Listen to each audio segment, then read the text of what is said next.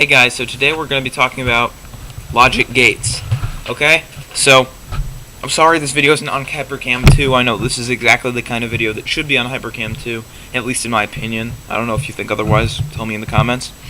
But, anyways, it broke on me for like this third time. It's a very unstable software. So, anyway, logic gates, what are they? Well, what they do is they operate on one signal or many signals, and they give you a one signal output. So, and they operate, they're a digital signal. They're a digital. What they do is they operate from 0 and the supply voltage. So in my case, I'll be giving 5 volt examples, but this works equally well for 3.3 or whatever. So the output can either be a 0, which is ground, or a 1, which is going to be 5 volts in my case. So those are the outputs. You can't have any 2.5 volts or 20% of any whatever. It's either 0, 1, 0 being ground, 1 being 5 volts, okay? It's like computer talk, So we're going to be talking about first the simplest one, the NOT gate. Sorry if I zoom in any more to sort of do that, it becomes unclear. So I'm going to have to leave it like this. Anyways, the NOT gate, it's represented like this, right? Signal comes in here, goes out here. So if you have a 0 coming in, you're going to have a 1 going out. If you're going to have a 1 coming in, you're going to have a 0 going out. So in this way, it works. You have the exact opposite, right? What's on here is not what's here. You have the opposite. So if you have 0 ground coming in here, you're going to get 5 volts. If you have 5 volts coming in here, you're going to get ground, right? 0 is 1 and 1 is 0. It's very simple. So the next one is AND, right?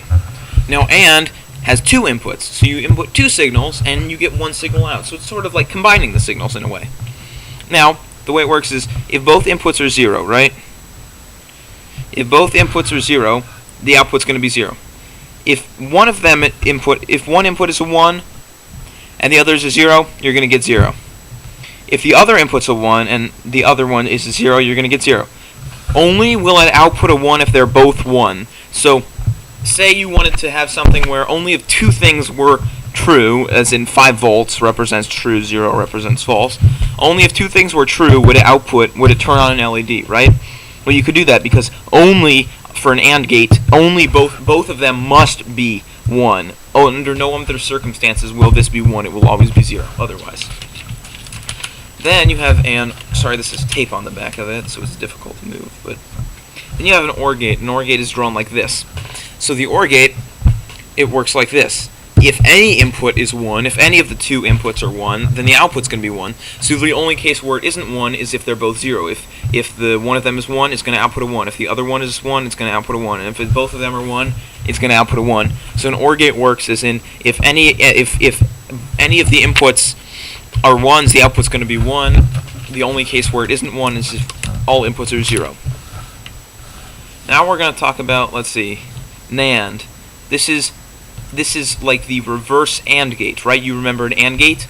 Only if both inputs were 1 would output a 1. Well, it's the opposite of an AND gate. This is the equivalent of putting a NOT gate after an AND gate, right? This one up here is the NOT, and this one's the AND. So the way this works, it's drawn like this again. So the way this works is if both inputs are 0, it's going to give you 1. If one input's 1, it's going to give you a 1. If the other input's a 1, it's going to give you 1. Only if both inputs are 1 will it give you a 0. So the only case where the output will be 0 is if both inputs are 1. If all inputs are 1, on all other cases the output will be 1. So the only time you're going to get a 0 on the output is if both inputs are 1. Otherwise, you'll get a 1 on the output every time. So this is the NOR gate. The NOR gate is the equivalent of putting a NOT gate after an OR gate. Only if both inputs are 0 will it give you 1. Under all or other circumstances will it give you 0. So it doesn't. If there's any 1 present, it'll give you a 0. If there's no 1s present, then it'll give you 1. Okay? Here is the XOR gate. This one can be sort of complicated to understand. But the way it works is if the inputs are the same, it'll give you a 0. So 1, 1 is the same, 0. It'll give you 0. 0, 0 is the same, it'll give you 0. Now, if the inputs are different, as in 0, 1 or 1, 0, it'll give you 1. So the inputs must be different from each other. One must be at one must be at 5 volts and one must be at ground. One must be at 1 and the other must be at 0. And then you'll get a 1. So, yeah, otherwise you'll get a 0. Here's the XNOR gate. This is only if both inputs are the same. This is the equivalent of putting a NOT gate after an XOR gate. If both inputs are the same, you'll get a 1. As in 1, 1 are the same, so you get a 1 output. 0, 0 are the same, so you get a 1 output. But if they're different, you'll get a 0. And so that's it. Those are the most commonly used logic gates. I mean, they're very easy to understand, especially the NOT gate, you know. The most common ones are NOT, AND, OR, and sometimes NAND, you know, XOR. I would say that your 3 most basic are AND, NOT, OR, followed by XOR, and then you have NAND and XNOR. I've hardly ever seen an XNOR gate. And if you really want, you can make any other of these gates out of NAND gates. I'm not sure how for all of them. I might make a video on that later.